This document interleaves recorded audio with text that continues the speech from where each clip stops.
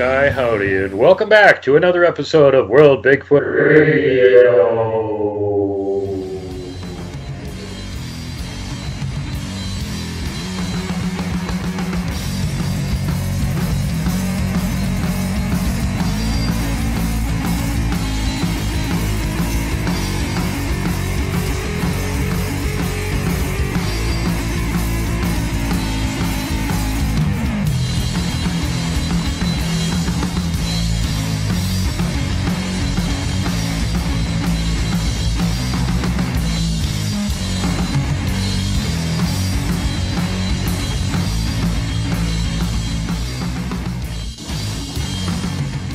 Howdy, everybody. Welcome back to another episode of World Bigfoot Radio. And this episode, we have somebody that's been on the show before.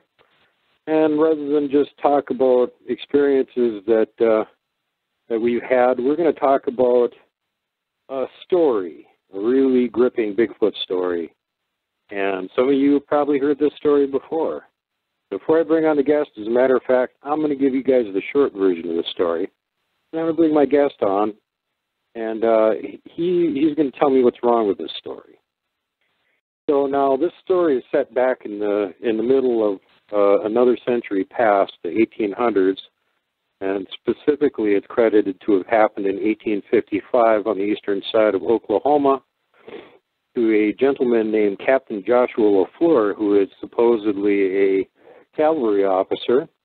And he had teamed up with a band of the local Choctaw Indians, specifically with one family called the Tubbies, Tubbee, were having problems with all of their farms being raided and their produce being made off with. And apparently lots of large quantities of corn, squash, beans, and local children were being taken. And so this not being a situation that they were willing to put up with, they got the aid of this cavalry officer, and with a band of 30 men, including the Tubbies, they went into what would later become the Curtin County Wilderness area to find out what was going on. Now, according to the story, the locals already knew it was Bigfoot that were doing this. There was a band of local Bigfoot that were doing all this raiding. So they apparently spent quite a while on the trail, and after 4:30 in the afternoon, Captain Josh spotted their quarry at, according to the story, about 500 yards with the aid of a ship's eyepiece, whereupon they charged on horseback. Now, the 30 or so that charged on horseback, the horses, when they got close, became unruly because of the smell of the Bigfoots and whatnot, and started to panic and wouldn't go forward anymore. But Captain LaFleur's horse and the horses of 7 of the others, of the Tubby boys, were apparently better steeds, and they managed to maintain control of them. And so they left the other guys behind as their horses raced forward. Now, the captain supposedly was way out in front of all of them. And when he got within range, he drew his pistol and cavalry saber. So, wow, that's quite a feat. You're on a charging horse, and you got both hands full. And then the nearest Bigfoot, when he came up on him, swatted the captain's horse and killed it dead with one swat. Now, somehow managing to not do a face plant and somehow rolling with both of his hands full, he comes to his feet, empties his pistol into the monster's chest, firing every shot. Then he manages to amazingly strike this strangely immobile and slow Bigfoot several times with his saber, opening up huge blood-spilling, gaping wounds in it. All while this is happening, nobody's really doing anything else except for finally they realize something's going on apparently, and they all pull their rifles out, and the 7 remaining guys take shots at the 3 Bigfoot, 6 of them firing their rounds into the 2 that were killing the captain. One of them had gotten around behind the captain after he did all this damage to the one in front of him and apparently tore the captain's head off. And it was at this point that they finally fired on him, and they killed those 2 Bigfoot, and the 7th guy put 1 round through the remaining 3rd Bigfoot's head, whereupon they checked the scene of all this carnage, and they found out that there was these 19 missing children partially eaten and left in a huge pile. And so they buried all the children, and they put the Bigfoot bodies into a mound and burned them up.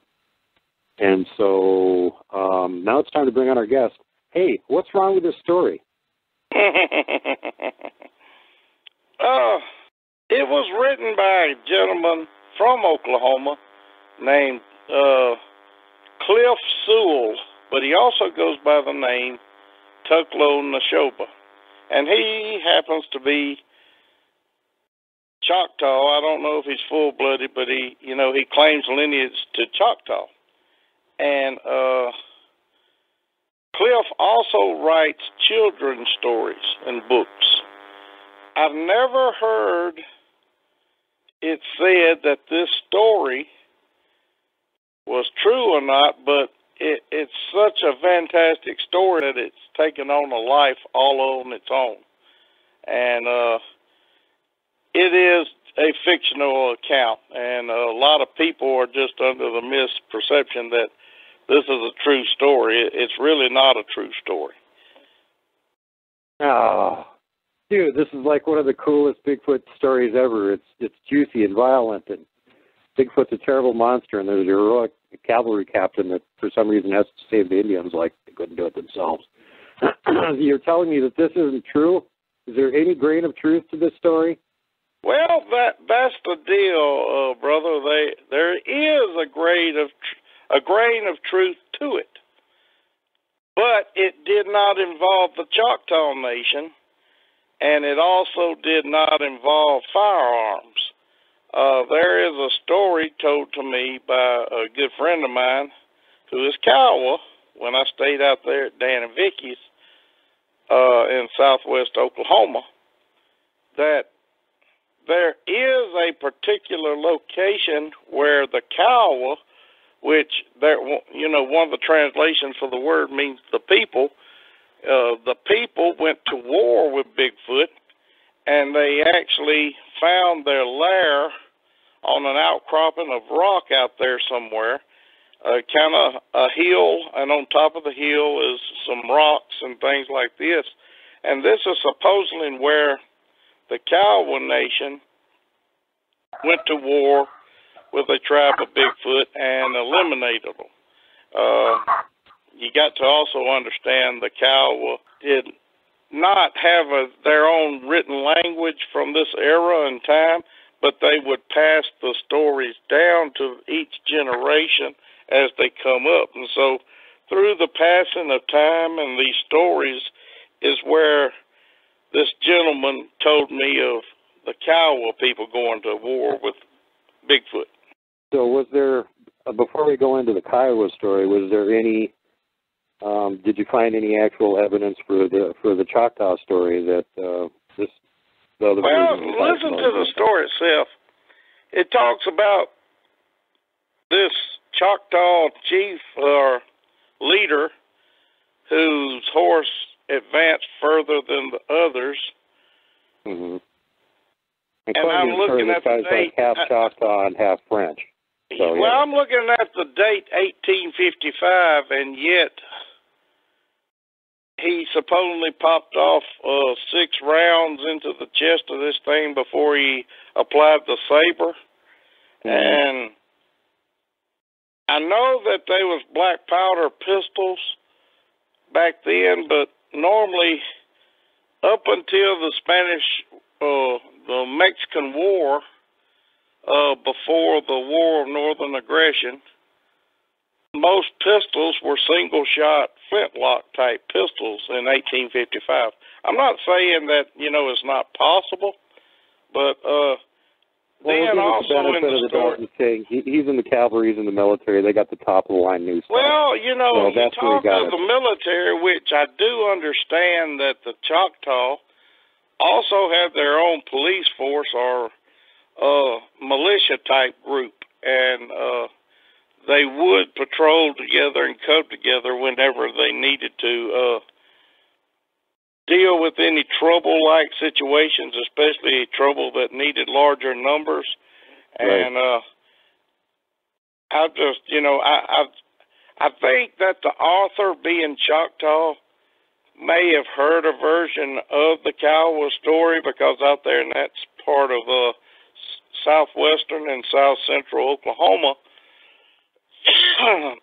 various tribes do live together out there, not on top of each other, but they hear each other's culture, their history, and their folklore, and I'm thinking that's where the concept for the story come from.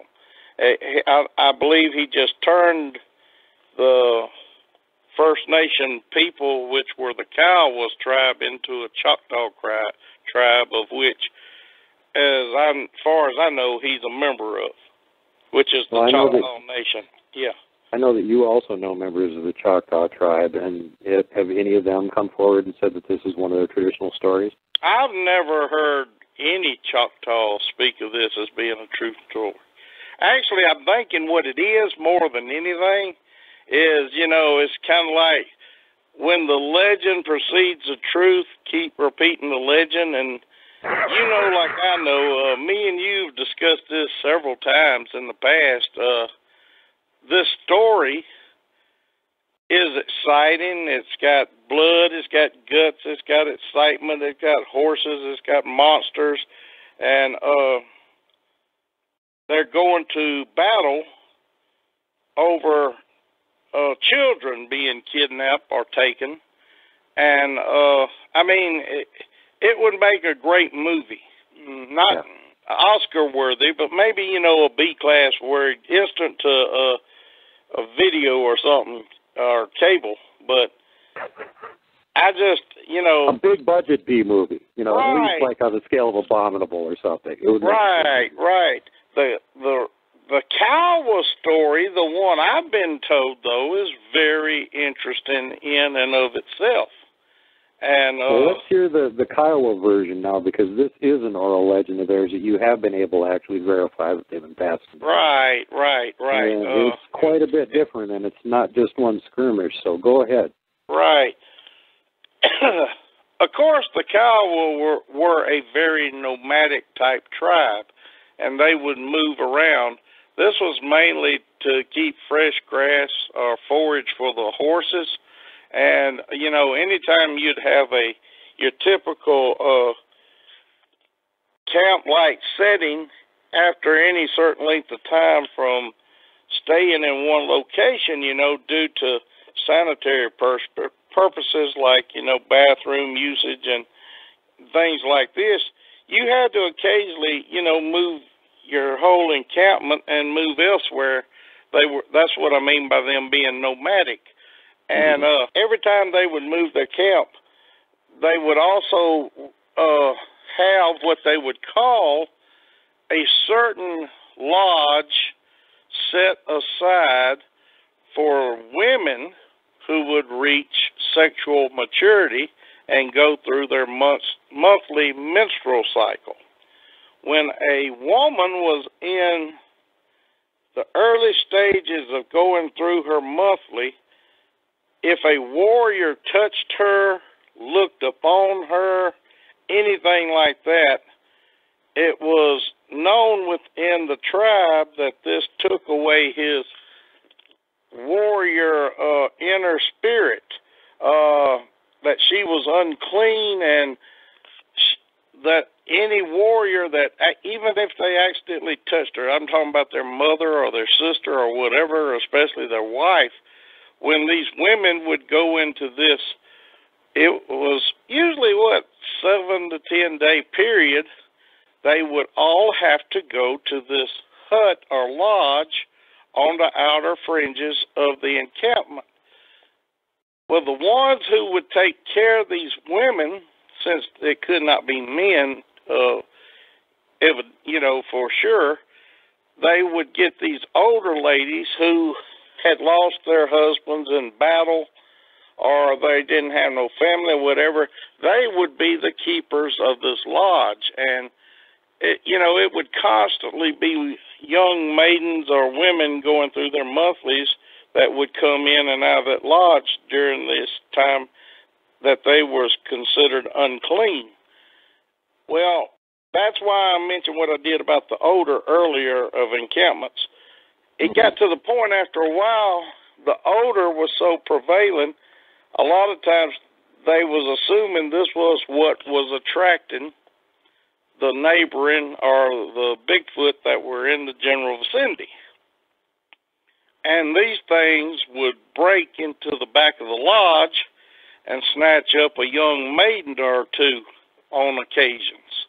Well, when this would occur, since no warriors were involved in, the perimeter or the general immediate vicinity of where this lodge was located at, this thing would be successful in snatching one of these maidens and running off into the wilderness with them and then never see them again. It got to such an extreme that the elders had to come together with various other sects or tribes of the Kiowa Nation, and they decided that they had to go to war or to exterminate these creatures that were doing this. And getting back to the LaFlore story, this was way before the Kiowa Nation had any firearms at all. Basically, what they were using were bow and arrow, spear, lance, maybe a tomahawk and knives. But they went to war.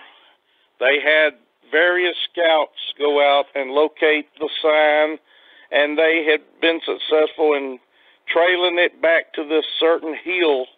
And supposedly the hill is still out there in Oklahoma, but I even asked the person that was telling me the story, is it near where we was at? Which he said, no, it's north of here, and I was in southwest Oklahoma at the time.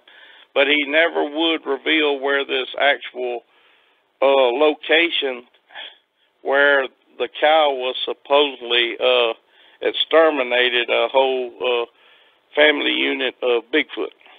Mm-hmm. So it sounds like they not only went after the ones that they knew were responsible for what at the moment was teeing them off, but they sort of went wider and went, well, we're just going to get all of them out of our area. Well, let's look at Bigfoot as how we know him anyway. They may have assumed it was one, may even be two, but then when they get to where they're at and they're confronted with the actual numbers that are there, I can just imagine, not only the sheer terror, just looking on something like this. I mean, even back in those days, I don't think that Bigfoot was easy to see or anything like he is today. I mean, this just is something that innately has been driven in its life as far back as I've ever heard of, There may have been one time way back, probably way further back, where First Nation people and Bigfoot got along together. But I honestly believe, even before the Europeans come to this continent, I think that the First Nation people and Bigfoot, most of the tribes anyway, were at an uneasy peace with each other. Not so much at war, but for some reason, I think Bigfoot decided a long time ago not to trust people of a human-type nature long before the Europeans even got here. I just get that perception at times. Yeah, but yet him and Neanderthals still like to abduct and defile our women. Go figure. Well, I read something interestingly enough just this week on something that was pertaining to that, and they said, if human DNA is in the blood, and I really believe it is, that means that at some stage in time there was interbreeding here, whether it was willingly or unwillingly. But maybe that could be just enough extent to keep Bigfoot interested enough or wary of us at times more so than others. Yeah. Human nature tends to draw people to each other. And I wonder at times, everything we know about Bigfoot, it is smart enough to recognize not to trust man. And honestly, do you blame him? No. What I think happened to this story, Duke, I just think if the legend is more exciting than the actual truth, print the legend, Yeah. Well, I think if they would have had more details on the actual legend and this one would have gotten around first, this one would have been the story. because it wasn't just right. like one fight. I mean, they chased all of them out of their territory, you know. And they're isn't that sort of like plains, and they're semi-nomadic down there by virtue of its plains for the most part, which means they could have had a big area that they had to chase them out of. Right.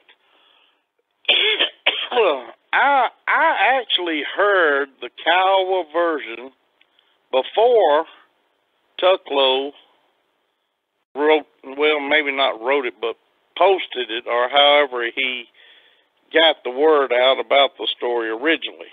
And to be honest about it, I've never heard anybody declare that Cliff or Tucklow declared this as a true story. I just think a lot of times he allowed it to live a life of its own, you know. Right, like it was such a good story, why kill it by telling everybody that it's not real? Right. And, you know, as I said to you, me and you talked about this a bunch of times, and you know it. There's all, you know, the Bigfoot community runs in cycles anyway. And I guarantee you within 2 years, or maybe even sooner, somebody else will read this story and, hey, have y'all seen this, man? If this is real, this is one of the most exciting stories I ever heard come out of, you know, the Bigfoot world. There was, back in the day when I first got on the internet with this, it was in the 2000s, you could go and, I think it was called the Okefenokee UFO page or something.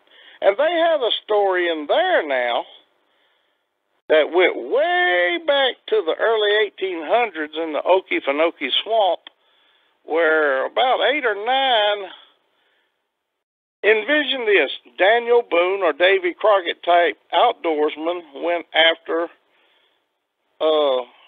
tall monsters in the Okefenokee swamp. And supposedly they came upon these monsters, and it ended up killing something like all but 2 or 3 of the party survived. Several of the people had their heads ripped off during the actual physical confrontation. Now, you got to envision this in the early 1800s. They was using either Kentucky long rifles or, in other words, they had one shot. They had to stop stuff with darn... They had pirate pistols and single-shot muzzle-loading smoothbore rifles. Now, see, that could be a hell of a story about Bigfoot, too, that would draw a lot of attention, you know, if somebody was to come up with something out of that. And, that's a longer story, too. That actually is supposed to be spread out over like 2 weeks. There was initially a kid and one of his friends that found this line of tracks.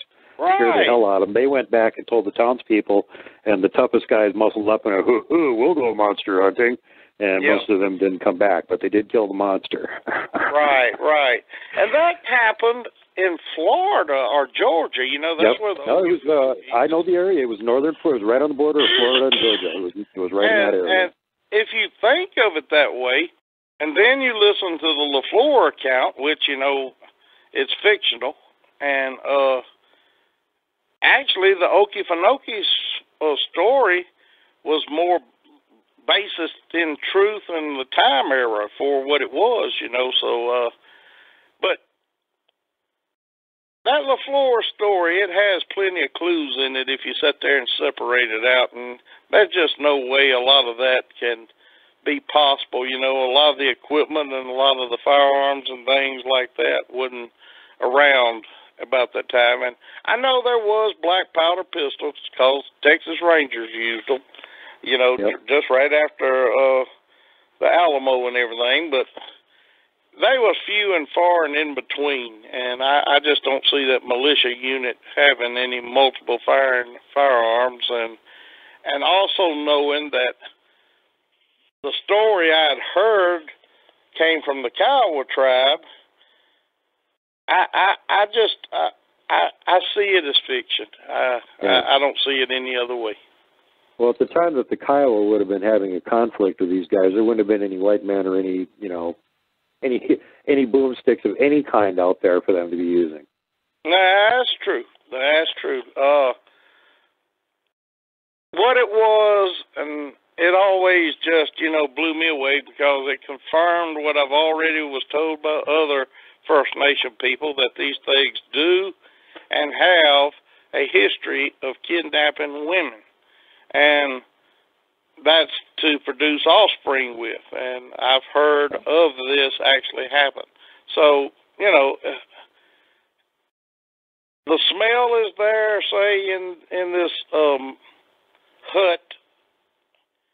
Any length of time that you're there, the smell's going to predominate, and that was the problem that the Kiowa tribe was having at that point in time. What I always, I'm always sick in the head anyway. I always envision the council coming together and deciding, look, man, we got to do something about this. Something's breaking in our medicine hut over here, and they're running off with all the women.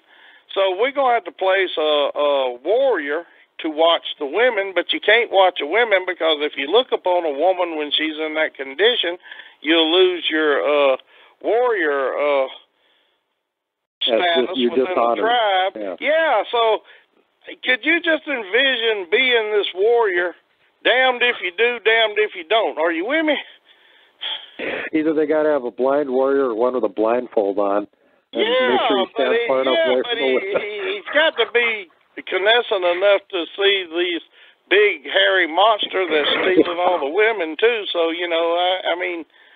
Well, that's it. They're put in an impossible position. They've either got to completely change the way that they do things, or they've got to get rid of the problem, which is big. Right, and that's what they decided to do. And it was an amazing story when it was told to me by this Kiowa, and all the time he was telling the story in and of itself, I could envision everything that was going on. And here we go back to the Neshoba story, the LaFlore County story about Choctaw tribe. It's basically the same way, only I know the author. I know he's a fictional author. I know he's interested in Bigfoot, and I've never heard him say that it was based on true facts. The only truth to it I know of, it's so similar to the story coming from the Kiowa Nation, that's the only similarities I can actually see. Mm-hmm. So now, did you get the details from the Kiowa story? Did they just go after this one group of Bigfoot, or did they just say, well, that's it? From everything I'm understanding, they just annihilated one family unit because it all happened on this certain hill or plateau out there. And when he said it's north of here, that indicated to me that it was somewhere north of the I-40 corridor, west of Oklahoma City, somewhere out that way. That's the general impression I'm getting anyway. Did they have any information on, you would assume if they're stealing women for breeding purposes that there would be women there? Did they get any of their women back? I'd heard, occasionally one of these females would escape, and I think that even one of them escaped who was pregnant, and she even had a stillborn childbirth with it, half monster or however, and to her it was probably her child. It's all a frame of mind. A lot of times, when things like this occur, it takes a very strong female to survive anything like this mentally, I can just imagine. Oh, God, yeah. Yeah, I've heard even more recent stories, not within the last 50, 60 years, but back in the day, more so in the 50s and the 60s out there in Oklahoma, and it probably occurred a lot more before then. Also, a lot of these First Nation women would be abducted by these things, and then if they survived or escaped, they was placed into mental institutions. And even if they was as sane as day is light, I'm thinking a lot of times if they was trying to tell somebody what actually happened to them, they was just declared mentally incapable, so they was admitted to all these mental institutions. And it used to happen quite often from everything. It happened so much, Duke, that I was understood to believe that that's why a lot of the First Nation tribes out there don't even want to even discuss this with anybody. Right. When you talk about Bigfoot, you end up talking about, oh, Bigfoot used to steal our women and molest them and slave them or whatever. Well, you know, even us discussing it right now, a lot of people out there snicker about it. But I don't, you know, I mean, I've heard of these stories from various First Nation people all over the North American continent. I mean, you know, historically, it's in a lot of accounts. I think J.W. Burns, wasn't that the guy who wrote all those accounts up there nearabouts where you're at now, Duke? Yep. That missionary guy, I mean, he told of a couple of incidences where females who disappeared were abducted and were able to escape, and that one of the females had a stillborn birth of something that, you know, they declared wasn't natural. Yeah. The story of Seraphine Long is along those lines, too, where a younger Bigfoot kidnapped her and brought her to his cave with his family, old Bigfoot. And after about a year, she was getting really sick and convinced him basically, bring me back to my tribe or I'm going to die. Right. And, apparently on the way there, he had, like, covered her eyes with, like, pine sap or something. He had, like, glued her eyes shut so she couldn't see where she was going, and he did the same thing on the way back. But he brought her back and dropped her off again. And her and who were the other kidnapped guys, well, of course, you had Muchele Harry and Albert Osman, that both also claimed that up at the Toba Inlet they were kidnapped by families of Bigfoot. So even the guys got kidnapped occasionally, probably just because they were interesting. But there's a lot of this with the women getting kidnapped and from all over North America. Another thing I can chime in here is that it seems like the further west you go, the more there wasn't as much conflict about it. They seem to have better communication with the Bigfoot and get along with them better. And there's a couple tribes that I know of here in the Pac West area that used to have the custom that if a woman wanted to, like, go marry a Bigfoot or something, essentially, that was okay. So it wasn't like they were stealing the women from over there. Apparently they had some kind of an arrangement with them. Well, you know, what's getting overlooked in all of this, everybody says, what in the hell is this thing? Well, if it can mate with a human and produce an offspring, what in the hell is it, Duke? Well, it's got to be something really genetically close to us in order to be able to do that. But, again, is it actually producing an offspring? Or is it, you know, I mean, they're mating with horses, too. They're not but I ain't never heard of a horse having a child look like a Bigfoot, you know, across the boy, that would be a Bigfoot interesting creature right there. Thank God that ain't going to work. But my point is just because it's not necessarily that they're thinking that they want to produce offspring. It could be just like, oh, that's pretty close to what a female Bigfoot looks like. I'll just steal that, use it for a sex toy. I'm thinking what it is the odor, man. I'm thinking it's the sexual smell. I mean, I really do. I think it's the catalyst that just really cranks them up and gets their attention. I do know this. You can read all these encounters and sightings and things that's happened throughout the years, and most of the reports of the ones peeking in bedroom windows are, I'd say 85% of them, they're looking in bedroom windows of little girls from the age of 11 to 13 years of age. I mean, I've done that demographic, which, I don't know if somebody's ever done it or not, but that stuck out to me plain as day when you start reading of accounts where these things are looking in bedroom windows. Most of the bedroom windows are in windows of rooms where young ladies who are just having their probably first menstrual cycles are the ones that these things are looking in the windows of. Yeah, and that matches the story from Indiana that we got where the whole damn small town went to war with them because one of them broke in the living room window trying to grab the teenage daughter. And unfortunately for it, knocked both her and her brother off the couch. Didn't get to grab either one. Well, you know, even the story from Hanobi, the siege at Hanobi, that was part of the, you know, the things that were leading up to the actual shooting. Was this thing was looking in the younger girl's bedroom window. Yeah, that's some creepy stuff. I mean, just especially for parents, you know, now you got to worry about not just the teenage boys, but Bigfoot trying to grab your teenage girl, too. Well, you know, a lot of people, they don't think about it. They say, well, how in the hell they can sense that? Well, think about it. Outdoors, if you have indoor plumbing, you don't have your average sewage system. You've got what you call the septic tank. Every septic tank has to have an outward flow of water, even if it's way down the hill.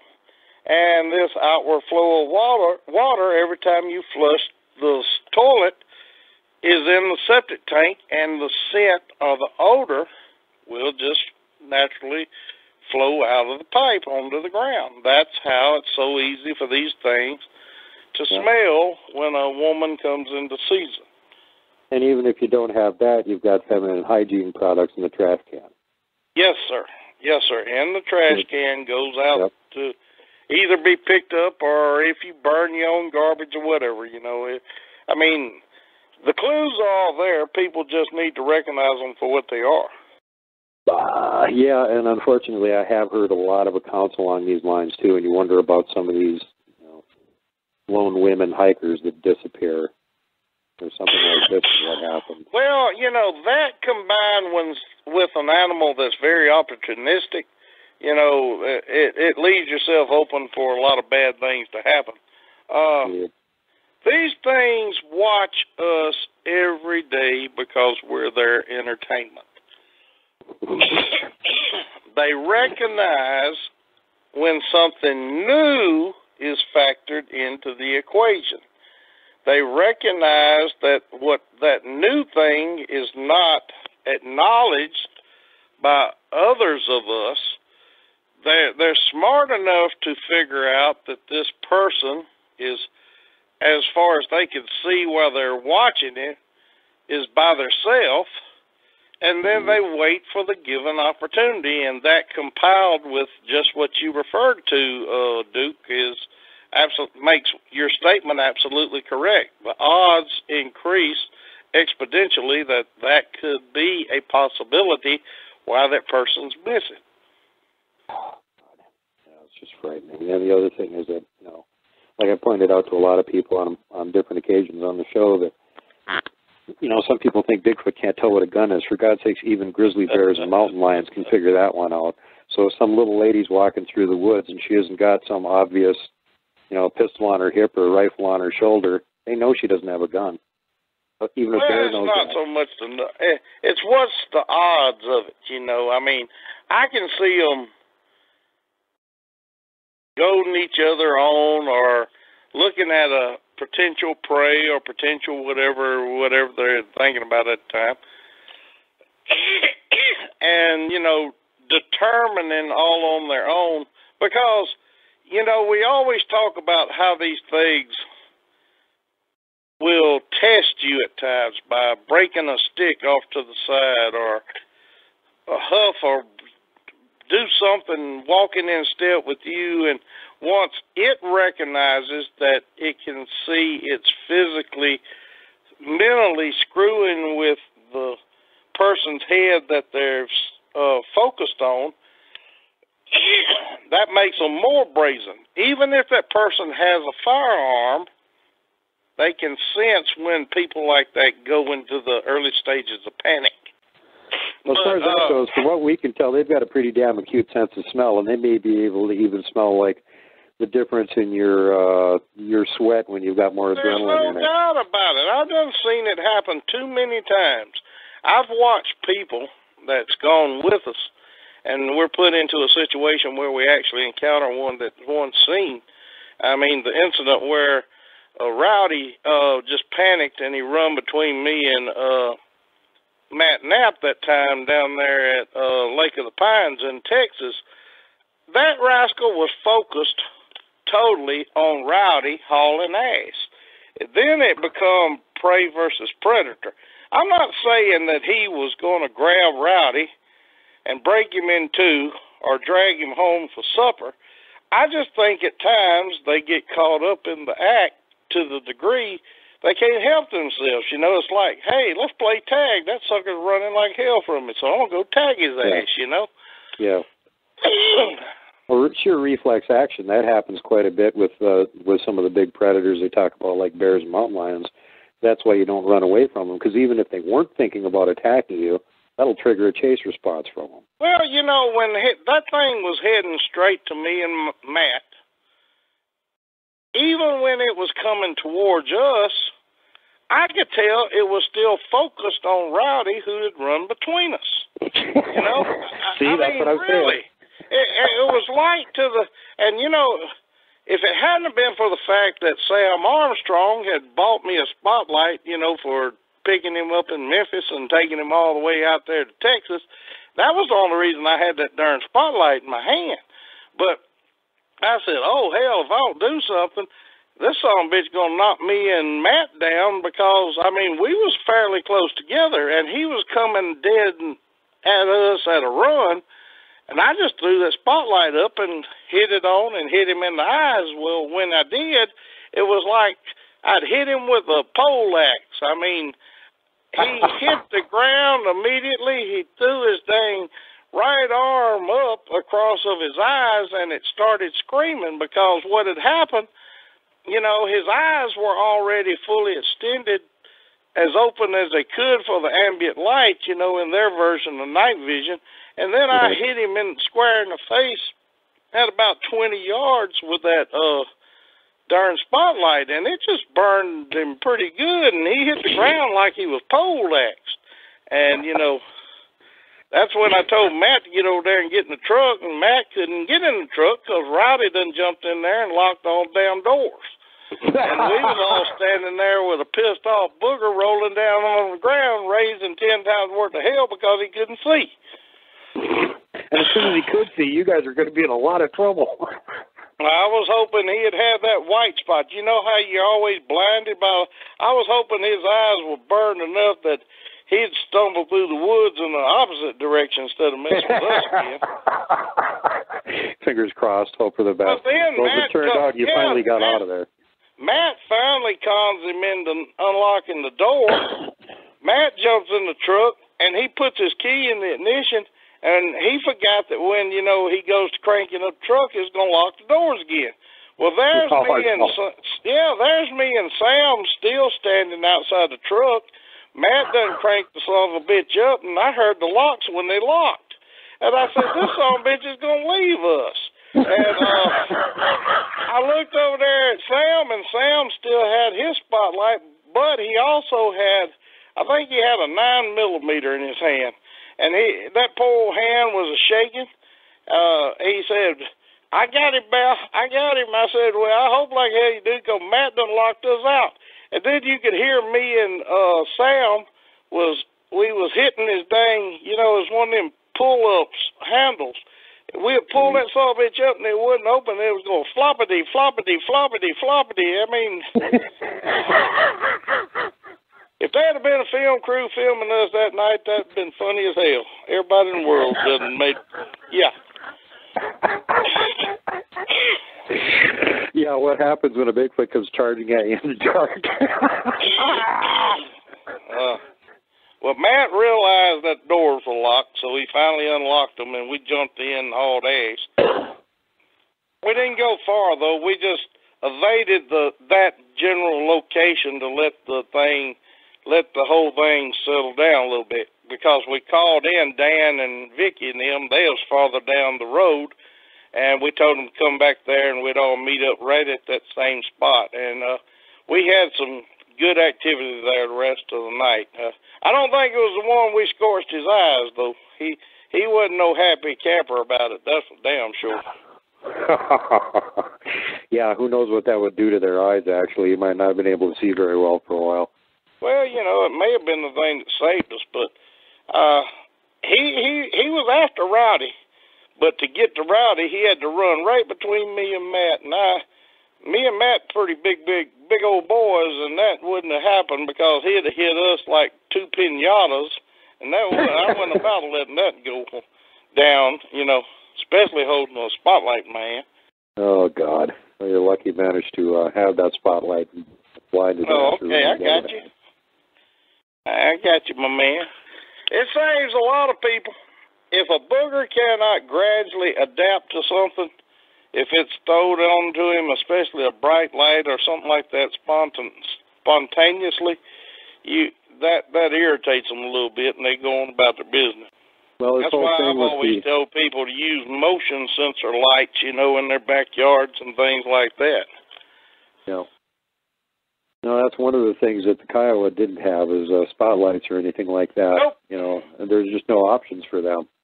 They couldn't put up spotlights, and they didn't have game cams and electric fences or minefields or none of that. And in the story in and of itself, I've thought about it and I've envisioned it a million times after I was told it, even before the LaFlore story came out. And it's a hell of a story. It's a hell of a story. Yeah, that's really damn scary. Did they give any kind of a general or even better specific number of how many Bigfoot were actually involved? They said it was a tribe. Now, I don't know what constitutes a tribe. I would guess that's probably more than a family unit, though. Well, see, that's another thing about it. They used the tribe as a description of them being together on that hill.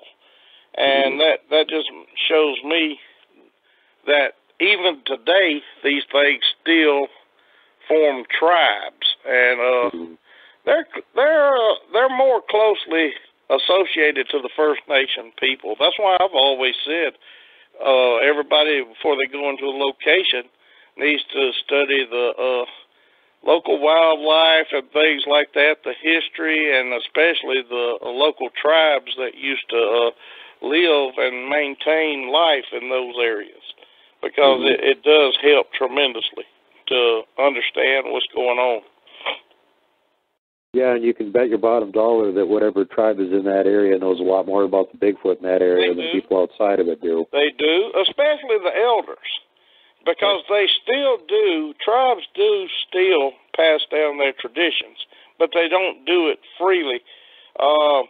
They're having a lot of problems with today's youth, not catering to the culture and the ways, and usually if they survive a hard upbringing, by rebelling against their own people, and they survive life's test and come to the realization that, it is smart to come back within the culture of the people, that's when a lot of people then are told the actual stories and the things that are still being passed down today. But the numbers of these type people who you can willingly pass this information down is getting smaller and smaller every year.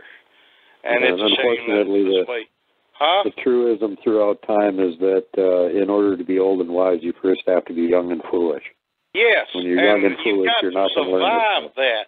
And, sadly to say, within the First Nation people, especially, anybody that gets hooked on drugs or alcohol, their survival rate is not high numbers at all. Oh, I know, it's horrifying.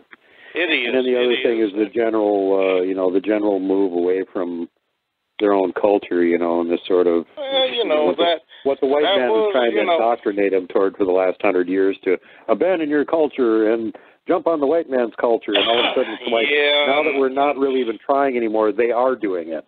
Well, people talk about political correctness, and until anybody wants to talk to me about what this country has done to the First Nation people as a general, I don't want to hear nobody do any complaining. No, horrible. Oh, yeah. You know where I'm coming from. We've discussed this before. Yeah, my heart goes out to all the Native people on the continent for the shitty way they got treated by us. Well, I asked a friend of mine who is native. I asked him why. I mean, you're sitting on all this, which is not really sitting on it. And let me phrase it the way you have to do it very respectfully, and your respect is returned with an honest reply, and that's what I love about the ingenuous people out there. I asked, how come they don't freely share this with the white man? And he said, well, we tried to when we first, was settling down, but the white man would make fun of us whenever we would bring some of this magnitude up. And so we just learned, well, heck, if you want to remain stupid, I ain't going to tell you nothing else. And then you go looking at the totem poles out in the Pacific Northwest, and every animal on those poles is a very real animal that exists. And you're going to look at those same poles, and you're going to see a Bigfoot on those poles, and you're going to say, okay, let's just jack with people from future generations by saying there's something up here that walks like a man. Yeah. And, you want to laugh at that one, but you're not going to laugh at the killer whale or the eagle or the bear or whatever else is represented on that totem pole. But you're going to say that's been put there just to pull the white man's leg one day?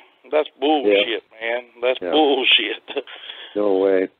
The other thing is that's really obvious is just go look at all the different languages of all the native tribes across North America, and guess what? They all have a name for Bigfoot. Yes. Why would they all make up the same boogeyman? Seriously, come on. And that's why I have a problem at times when,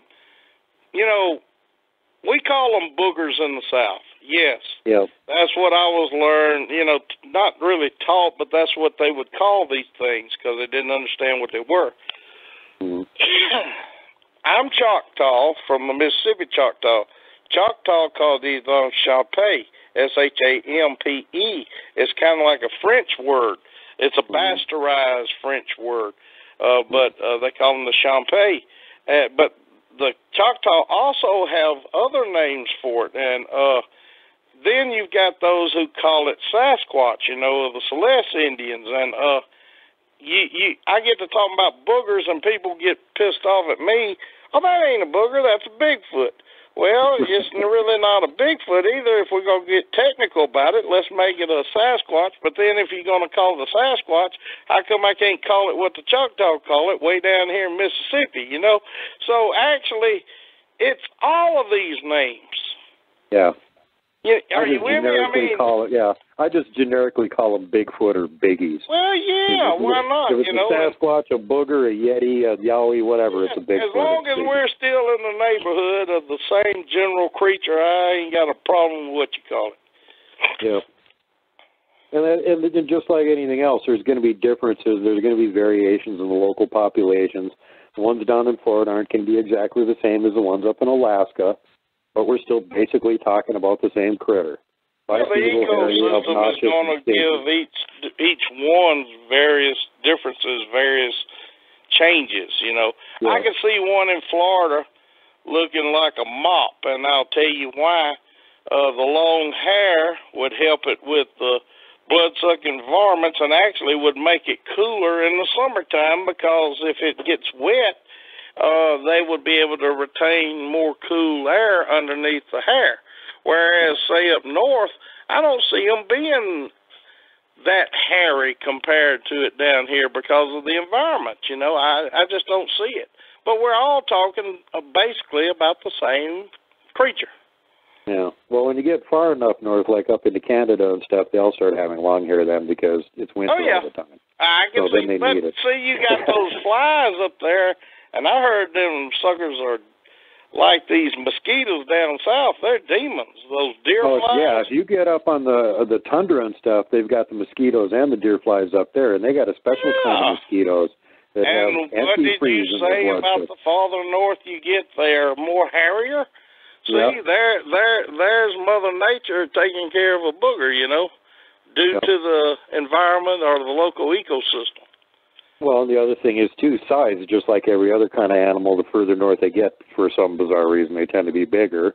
Oh, Seems yeah, for that's no Bigfoot, doubt, too. You brother. get up in Alaska, and the friggin' things are like little mountains walking around. I'm with you. Look at the Kodiak bear compared to other locations.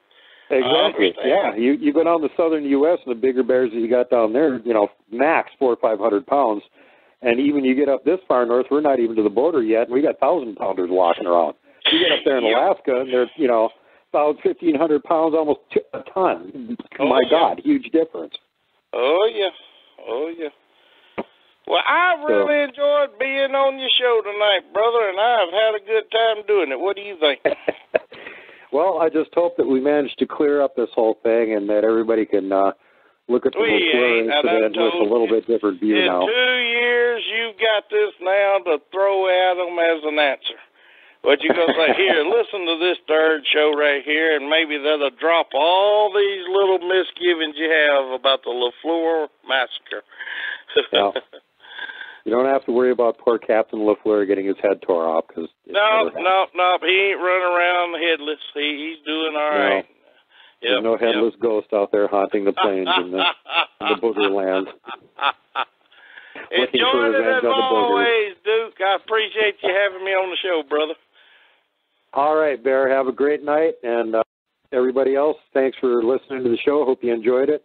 Make sure to be kind to everybody else. Safety first, last, and always. And remember, whatever you do, do not hug the booger. Good night, everybody. Bye. Night, guys.